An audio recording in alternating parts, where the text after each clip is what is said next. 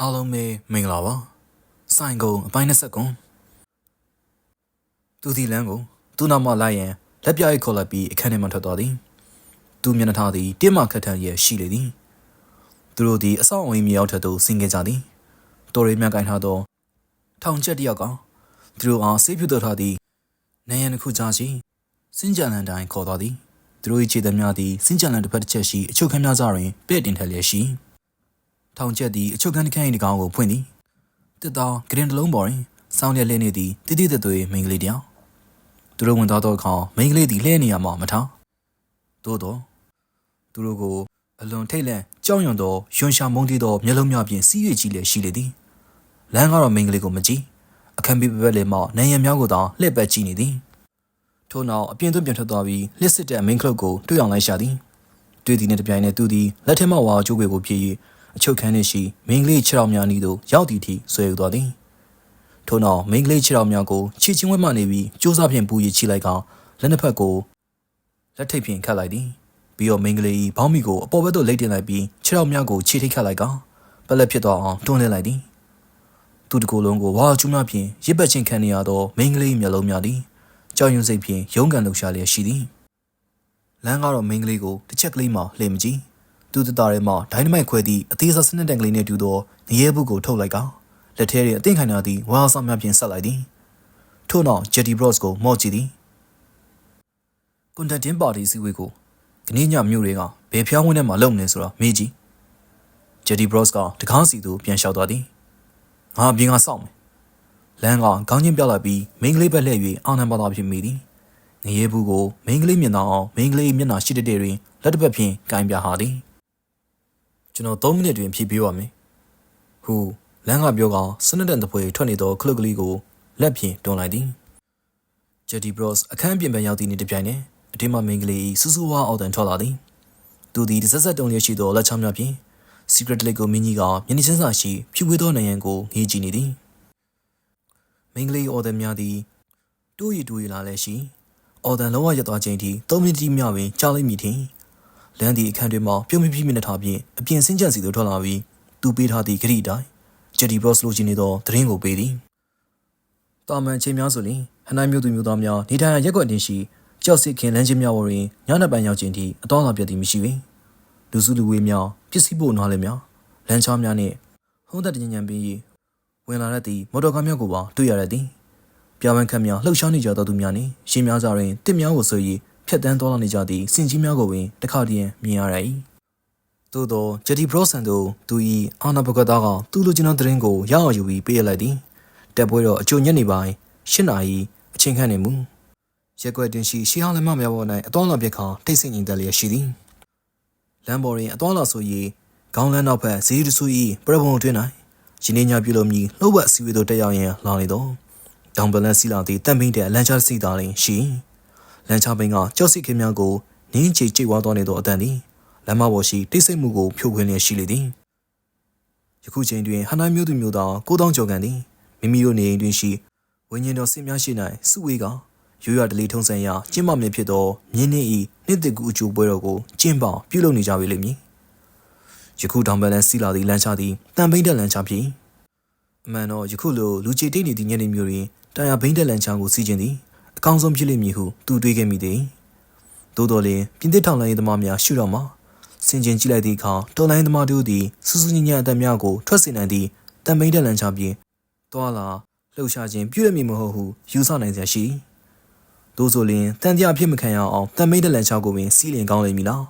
ရင်းကဲ့သို့အမြန်အပြန်ပြန်လန်တွေးပြီးတော့အခါလက်သည်တန်ပိန်းတဲ့လန်ချာကိုပင်စီးရသွားတော်မည်ဟုရေရဲဝုံဝုံဆုံးဖြတ်ခဲ့လေသည်လန်ချာသည်အောက်ခံပြောင်းဝေါ်တွင်အဖြူရောင်ဖြင့်ရည်ထားသောလမ်းမြင့်ဆိုင်ပုံများကိုတစ်ခုပြီးတစ်ခုကြော်ဖြတ်လာသည်ပိုးရလန်စီဝါလန်ဆန်လန်တန်တေလန်ပိုးဝါလန်ယွန်းတေလန်လမ်းမီများသည်လမ်းထဲ၌နေထိုင်လျက်ရှိကြသောလူများ၏အသက်မွေးမြူမှုလုပ်ငန်းများကိုလာ၍မဲ့ခေါ်ထားကြခြင်းဖြစ်လွန်ခဲ့သောနှစ်ပေါင်းများစွာတွင်ကတည်ရှိခဲ့သောရက်ွက်များနှင့်အမည်များဖြစ်သည်ခေါင်းလန်းသည်အတုပခေါင်းများပြုလို့ရောင်းချသူများနေထိုင်လန်းဖြစ်သည်လမ်းချသည်ခေါင်းလန်းတွင်သို့ဝင်လာသည်တရုတ်တထေးကျင်များအားရောင်းချလုပ်ထားသည့်ရုံခေါင်းများသည်တစ်လုံးပေါ်တစ်လုံးဆင့်ကအစုလိုက်ပုံလိုက်လက်သည်လန်ချာသမားအားလန်ချာကပေးပြီးမှောင်ရီတွင်သို့ကြပြကြရဝင်ခိုးလိုက်သည်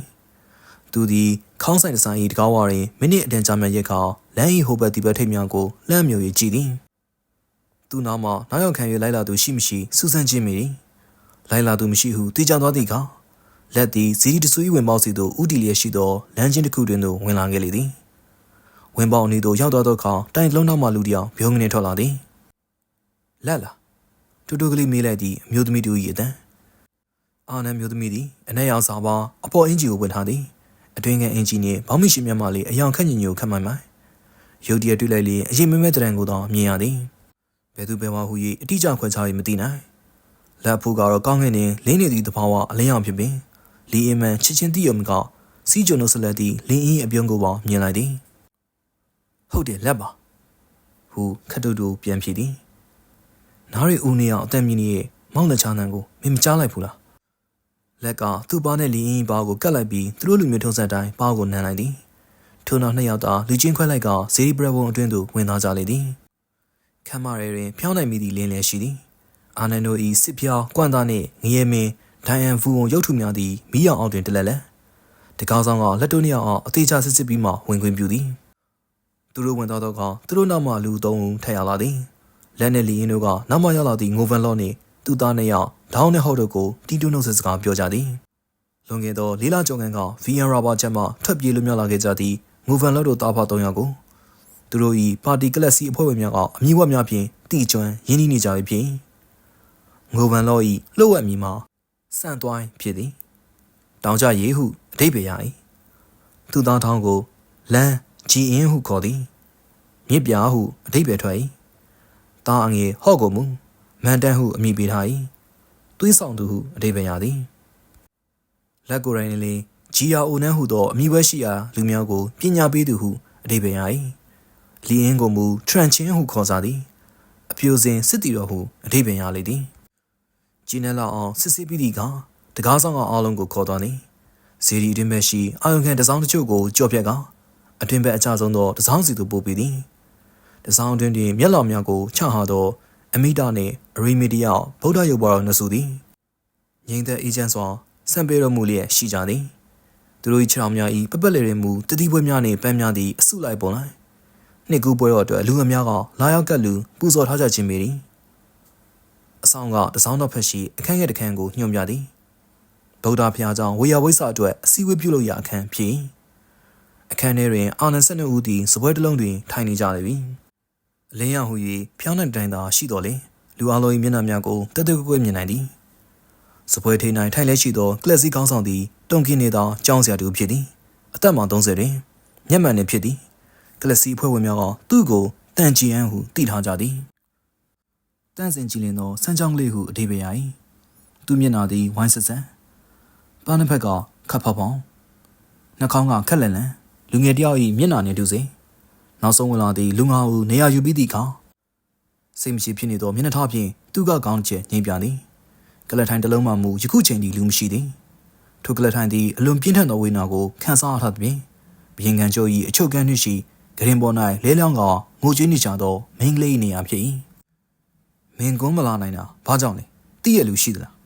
သူကမေးသည်အဖြေပေးမဲ့သူမရှိသောအခါသူသည်လက်မနာရီကိုကြည့်လိုက်သည်သူလောင်စောင့်နေဖို့ချိန်မရှိတော့အခုလောက်ဆိုရင်ကျွန်တော်တို့အတွက်အန်နေရှိချင်ရှိနေလိမ့်မယ်ကျွန်တော်အခုပြောမယ့်ကိစ္စကိုတတိကျကျနားအောင်ကြပါသူဒီစကားကိုချက်ချင်းဆက်မပြောသေးပေခဏမြန်ရထားသည်လွန်ခဲ့တဲ့နှစ်လောက်ခင်းကရဲဘော်တို့အားလုံးရီမန်းပြီးလုပ်ခဲ့တဲ့လူဟာနောက်ဆုံးမှအကောင့်ထဲပေါ်လာခဲ့ပြီကျွန်တော်တို့ပါတီကနောက်ထပ်အချိန်ဆွဲမလို့ပဲပြင်သစ်တွေကိုချဖို့ဆုံးဖြတ်လိုက်ပြီစပွဲတွင်ထိုင်နေကြသူအားလုံးသည်လှလှရှာရှာဖြစ်သွားကြသည်တေဦးစာနှုတ်စာသည်စိတ်လှုပ်ရှားစာဖြင့်တန်အံ့တော်ရည်ရွယ်ကြသည်ကျောင်းဆရာ၏မျက်မှန်သားမှမျက်လုံးများသည်တက်လက်လက်တောက်ပေါနေကြသည်ပြင်သစ်စစ်တပ်မှအမှုထမ်းနေကြတဲ့ကျွန်တော်တို့အာနန်တက်သားတွေကြားထဲမှာနည်းနည်းတီတီဆစ်ရှိရှိနဲ့လှုပ်ရှားစီးရုံးခဲ့ကြတဲ့အကျိုးကြောင့်ဒီလမ်းအောင်ပွင့်လာခဲ့ရပါမြင်းနီမျိုးဝကျွတ်မဘက်မှာတာဝန်ကျနေကျွန်တော်တို့ညီကိုတော့အာနန်တက်သားတွေဟာသူတို့အထက်ကပြင်းတဲ့အရာရှိကိုပုံကံမှုအသင်ဖြစ်နေကြပြီဒါပေမဲ့သူတို့ဟာကျွန်တော်တို့နဲ့လက်တွဲဖို့လိုအပ်နေတယ်ပုံကံမှုကိုကျွန်တော်တို့ကခေါင်းဆောင်ပေးဖို့လိုအပ်နေအခုဆိုရင်ပါတီကလပ်စီတစ်ခုစီကိုအဲ့ဒီတက်သားတွေကြားမှာထားပြီးခေါင်းဆောင်မှုပေးရတာဝန်ကိုယူထားကြပါပြီတကယ်လို့ကျွန်တော်တို့အားလုံးရေးရေးရင်ညီညွတ်ညွတ်နဲ့လှုပ်လိုက်မယ်ဆိုရင်ကျွန်တော်တို့အားလုံးဟာဟန်နွိုင်းမြို့နဲ့ဟိုင်ဖူးမြို့တွေကိုအောင်မြင်စွာချီတက်သိမ့်ပိုက်နိုင်ကြမှာပါသူသည်သူရှိနိုင်ချထားသောဆောက်ရွက်များကိုငုံကြည့်နေသည်ကျွန်တော်တို့ကလပ်စီကို ဟနွိုင်းမြို့နဲ့မိုင်60ကောင်မှရှိရဲ့ရင်းပင်လယ်ကွေးကတက်မှာတက်တွင်းပုံကံမှုဖြစ်သွားအောင်ခေါင်းဆောင်မှုပေးသွားဖို့တာဝန်ပေးထားတယ်။အဲဒီတက်ဟာတက်မာလေးလက်အောက်ခံတုံကင်းနေသားရင်းနဲ့ဖွဲ့စည်းထားတဲ့အမတ်နဲ့တရင်ဖြစ်တယ်။ကျွန်တော်တို့တာဝန်ကအမာကန်ပါတီဝင်ရဲဘော်60ပါးတွေတက်ခွဲတစ်ခွဲမရရအောင်ဖွဲ့စည်းပေးရပါလိမ့်မယ်။လက်နက်တွေကတော့အစင်သင်းလုပ်ပြီးတက်တဲ့အနီးဆုံးနေရာမှာဟွက်ထားပြီးပြီ။ကျွန်တော်ကိုယ်တိုင်လည်းတက်ထဲကိုရောက်ခဲ့ပြီးပြီ။စီမံစရာရှိသမျှကိုလည်းအခိုင်အမာစီမံခဲ့ပြီးပြီ။တက်ရင်မှာကျွန်တော်တို့ညီနောင်ရဲဘော်တွေဟာတက်ခွဲ၄ခွဲရှိတယ်။လူဝင်အား1000တိတိရှိတယ်။အားလုံးလိုပဲကျွန်တော်တို့နဲ့တဘောတွေဖြစ်နေကြပြီ။သူဒီစားရဲကိုလှမ်းလိုက်ပြီးနောက်တစ်ရက်ကိုဖျောင်းနိုင်မိအောင်နေထောင်ရင်းကြည့်နေသည်။တက်ရင်မူလီတီကွန်းရဲ့လက်အောက်မှာအရာရှိ800ပဲရှိတယ်။ဘူကြီးဂျော်ဒန်ဘူကြီးလီယွန်နဲ့ဘူကတ်စပီယန်နဲ့ဘူဒီဘရော့စ်တို့ကတက်ခွဲရအားလုံးကိုအုပ်ချုပ်တယ်။သူဒီစားရဲပေါ်၌ငုံထားသည့်မျက်နှာကိုမော့လိုက်ပြီးသူ့လူများကိုတစ်ချက်များဝေးကြည့်လိုက်သည်။ရဲဘော်တို့ဒီနေ့ကစပြီးနောက်4ရက်ကြာမှပြင်သစ်စစ်သားတွေနဲ့ပြင်သစ်ရရှိဟာကျွန်တော်တို့ရဲ့လှုပ်ဝက်ပပဲဘိုးကထုတ်လုပ်ပေးလိုက်တဲ့ငှက်ကြီးအောင်ဓာတ်ရရဲ့ရန်တော်ကိုညီစံကြည့်ရပါလိမ့်မယ်။ကျောင်းဆရာပြင်သစ်ရရှိမင်းများကိုဖက်ပြနေခိုင်းတွင်ငိုဗန်လော့သည်တကူလုံးတောင်းနေလျက်ရှိသည်။သူသည်သူ့သောဒေါင်းကြီးလက်ကိုအသာတို့လိုက်သည်။ထို့နောက်ကလတ်ထိုင်တွင်နေရာပြင်ထန်လိုက်။ကိုရှိသူကိုင်းလိုက်ကသူ့ကလပ်စီခေါင်းဆောင်ကိုလှမ်းမေးလိုက်သည်။ဘူဒီဘရော့စ်ရဲ့အသက်နဲ့သူ့နာမည်ပြည့်စုံကိုသိခွင့်ရရင်သိကျင်တဲ့ရဲဘော်။ကျောင်းဆရာကစိတ်မရှိသည့်မူရာဖြင့်သူ့လက်ထဲမှစာရများကိုပြန်ကြည့်သည်။ဘူပေါ်ဒီဘရော့စ်ရဲ့အသက်က23နှစ်စိန်ကာစစ်တပ်ကတူကဘွေရအရာရှိတယောက်ရင်းပင်လယ်ကွေးဟာသူပထမဆုံးတာဝန်ကျတဲ့နေရာပဲသူဒီလော်ရီမျက်နှာကိုအတန်ကြာစိုက်ကြည့်နေသည်ဘာကြောင့်မေးရလဲခမ ्या ကိုသူသိလားလောက်ကခေါင်းခါသည်ကျွန်တော်ကိုခွင့်လို့ပါကျွန်တော်နားကြလွဲတာလို့ဒါပေမဲ့ကျွန်တော်နဲ့ကျွန်တော်သားနှစ်ယောက်အနေနဲ့အိတ်တက်ကိုဝင်တိုက်ရမယ်ပထမဆုံးဖွဲ့မှာပါခြင်းပါတယ်အဲ့ဒါကိုတော့ပြောထားပြစီရဲပေါ့ကောင်းနေတိတ်ကောင်းနေကျေးဇူးတင်နဲ့ဆန်သွားဟူကလပ်စီကောင်းဆောင်ကပြောသည်တခြားလူတွေလည်းခမားလိုတက်တက်ကြကြရှိကြလိမ့်မယ်လို့ကျွန်တော်မျှော်လင့်ထားပါတယ်အခုလိုမာယိုရဲ့စွန့်စားတဲ့ပုံမျိုးမှာကိုယ့်အသက်ကိုစွန့်ကျင်တဲ့လူဟာအယူပဲဟူဒေါန်ဗန်လက်ကအေးစီးညင်သာသောလေးတန်ဖြင့်ဝင်ပြောသည်ခမားမှားနေပုံကန်ထောက်ကြဖို့အချိန်မကျသေးဘူးကြည်သူတွေဘက်ကအစင်သစ်မဖြစ်ကြသေးဘူးလက်ဤပြောင်းချလုံးသောဆန့်ကျင်မဲ့စကားကြောင့်အခန်းထဲတွင်တိတ်ဆိတ်သွားသည်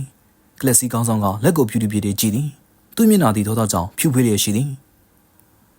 ရင်းပင်လယ်ဝေကိုကျုပ်ကိုယ်တိုင်သွားပြီးဝါရဖြန့်ထားတယ်စီယုံသိမ့်ထွင်းထားတယ်တခြားတက်တွေမှလည်းအခုလိုပဲလှုပ်ထားပြီးလို့အားလုံးပုံကံမှုအသိဖြစ်နေကြပြီအခုလိုလှုပ်လို့ရပြီဆိုတာကိုညွှန်ပြနေတဲ့တက်တီကန်အထောက်အထားတွေကိုပါတီခေါင်းဆောင်ပိုင်းကအခိုင်အမာရထားပြီးပြီပြင်သစ်တွေကလည်းကျွန်တော်တို့ဘာလုပ်မယ်ဆိုတာကိုညွှန်ပြနေတဲ့အထောက်အထားတွေကိုအခိုင်အမာရနေကြပြီဒီချက်ကိုခင်ဗျားသတိထားမိရလားကျွန်တော်တို့ဘက်ကဟွက်ထားတဲ့လက်နက်တွေကိုပြင်သစ်တွေကတွေ့လို့တိမ်သွားနေကြပြီအခုဆိုရင်ကျွန်တော်တို့ရဲ့အစီအစဉ်တွေကလှုပ်ဝက်ချက်မဟုတ်တော့ဘူးပြင်သစ်တွေဘက်ကအားလုံးသတိဝရိယနဲ့စောင့်နေကြပြီမှားသည်ဖြစ်စေမှန်သည်ဖြစ်စေလက်စကားများသည်မိမိဩဇာအာဏာကိုအန်တူချင်းဖြစ်သည်ဟုယူဆသောကလပ်စီကောင်းဆောင်သည်ရှူးရှရှားဖြစ်လာသည်သူလည်းသည်ဖြင့်ဇပွဲကိုတအားထုသည်မှန်တယ်ကျုပ်တို့ဟွက်ထားတဲ့လက်နက်တချို့ကိုပြင်သစ်တွေတွေ့သွားတယ်ဒါပေမဲ့ဒီတစ်ချက်ကြောင့်ကိုပဲကျုပ်တို့လှုပ်ဖို့ရည်မှန်းထားတဲ့အလုပ်ကိုအမြန်ဆုံးလုပ်အောင်တွန်းအားပေးနေရလို့တွက်ရမယ်တကယ်လို့ကျုပ်တို့ဘက်ကအခုထပြီးမချရင်ကျုပ်တို့လက်နက်တွေနောက်ထပ်အများကြီးထပ်ပြီးအသိမ်းခံရလိမ့်မယ်ကျုပ်တို့ရဲဘော်တွေလည်းအများကြီးထပ်ပြီးအဖမ်းခံကြလိမ့်မယ်တကယ်လို့ကျုပ်တို့ဘက်ကအချိန်ဆွဲပြီးကြံ့ကြာနေမယ်ဆိုရင်ပြင်သစ်တွေကိုထချကျင်နေကြတဲ့ပြည်သူတွေရဲ့ဆန္ဒနဲ့စိတ်ထက်သန်မှုကိုဆုံးရှုံးခံရလိမ့်မယ်တကယ်လို့ခမားပြောသလိုကျွန်တော်တို့ပြည်သူတွေကအခုထပြီးချကြမယ်ဆိုရင်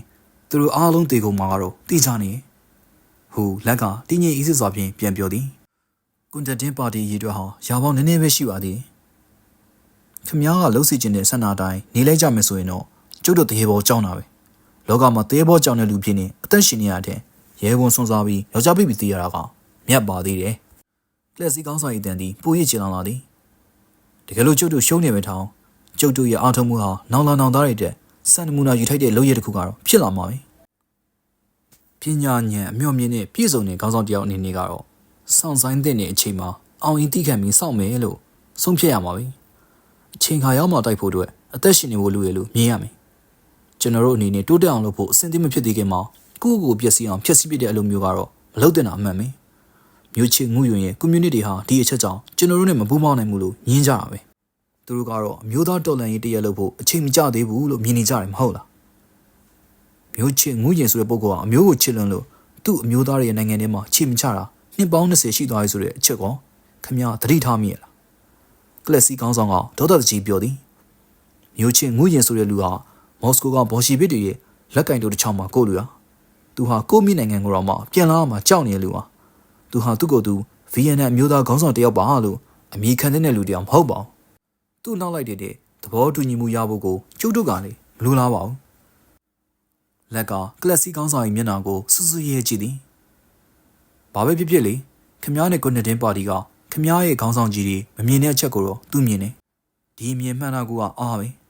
ကျွန်တော်ကတော့ပြည်သူတရက်လုံးကိုနိုးချောင်းထကြလောက်အောင်အုံကြွလောက်ပထမဆုံးလုပ်မယ်လို့ဆုံးဖြတ်ထားတယ်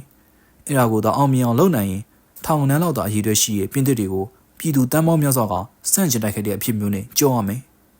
ဒါဆိုရင်ကျွန်တော်တို့အောင်ပွဲခံရမယ်